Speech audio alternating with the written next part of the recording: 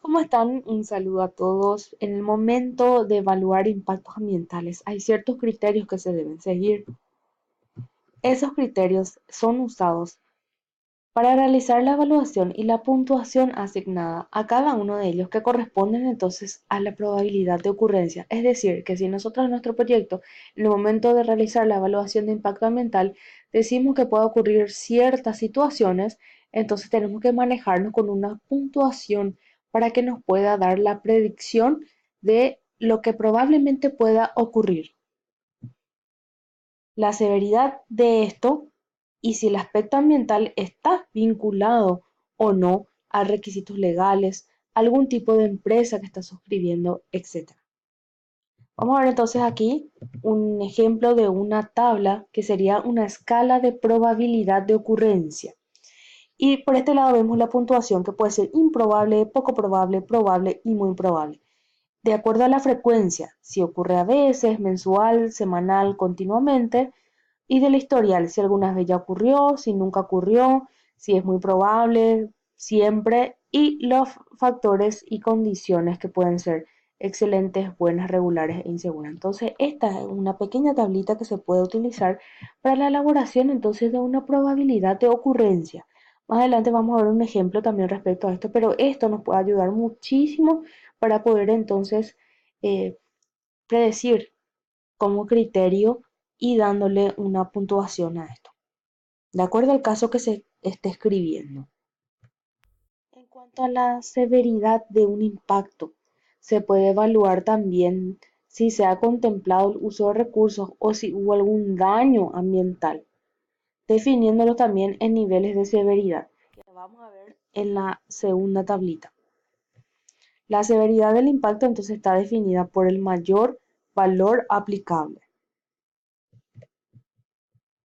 Esta sería la escala de la severidad en nuestra segunda tablita, en donde también vemos aquí la puntuación por un lado, leve, moderado, grave, catastrófico.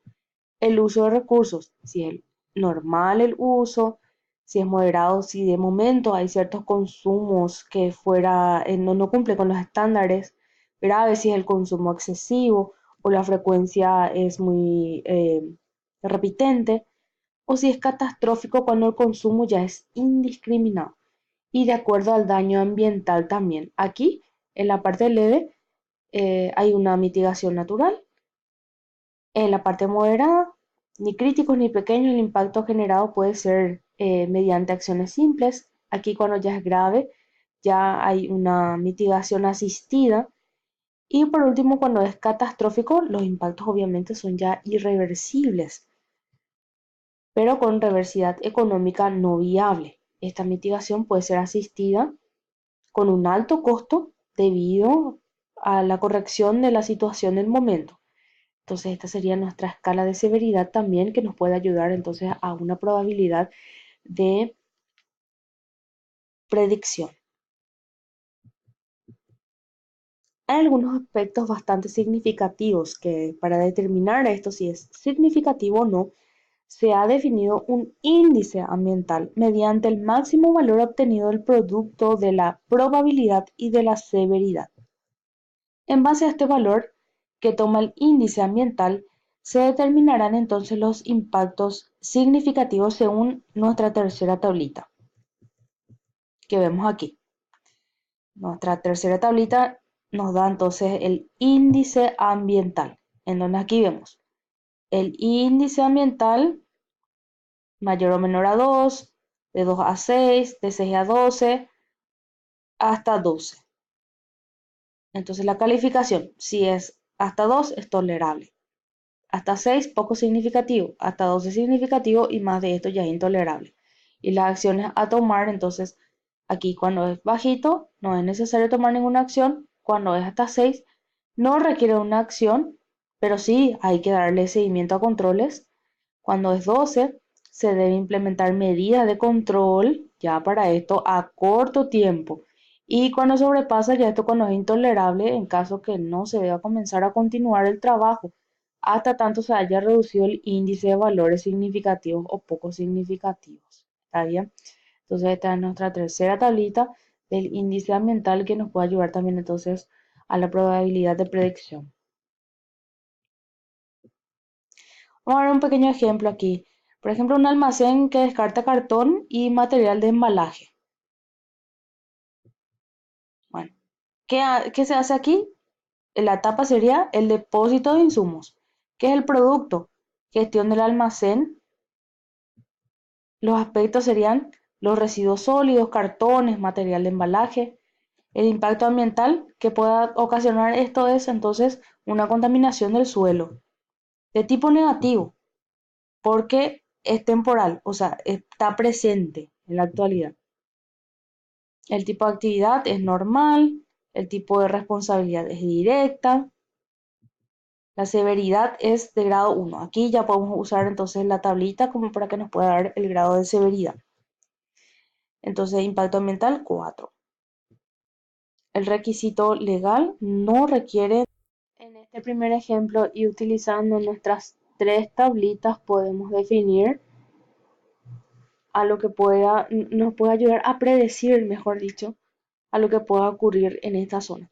Pero como vemos aquí, que el impacto ambiental que pueda dar este almacén que almacena cartones, o el almacén en donde hay cartones y material de embalaje, al suelo puede afectar, pero como que no es tan grave, puede equilibrarse todavía el daño. Entonces hay una severidad 1, pero sí es una responsabilidad directa de la empresa o del local asumir este tipo de responsabilidades respecto al daño que pueda ocasionar.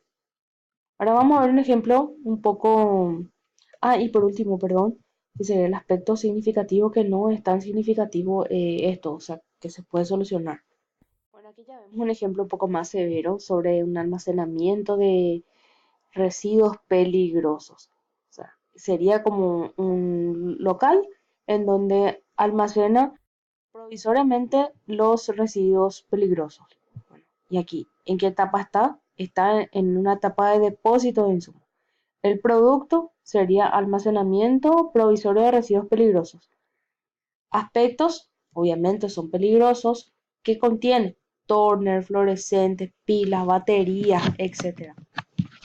Y el daño ambiental, lo mismo que el ejemplo anterior, es la contaminación del suelo, de tipo negativo y que está presente. El tipo de actividad que ocurre ahí es normal, la responsabilidad es directa, obviamente. La probabilidad sería la frecuencia de la actividad 3, el historial de ocurrencia de la temporada, los factores y las condiciones inseguras y la severidad 3. Y aquí vemos que ya hay un requisito legal respecto a esto que ya habíamos dado en ocasiones anteriores, que hay ciertas leyes quienes están sancionando o que prohíben la provisión de residuos peligrosos que puedan dañar directamente, especialmente al suelo. Entonces vimos aquí dos ejemplos de cómo podemos utilizar esa tablita. Más adelante vamos a ir conociendo más esta tablita como para poder realizar un trabajo al respecto. Pero como ejemplo y como introducción, hacemos esto.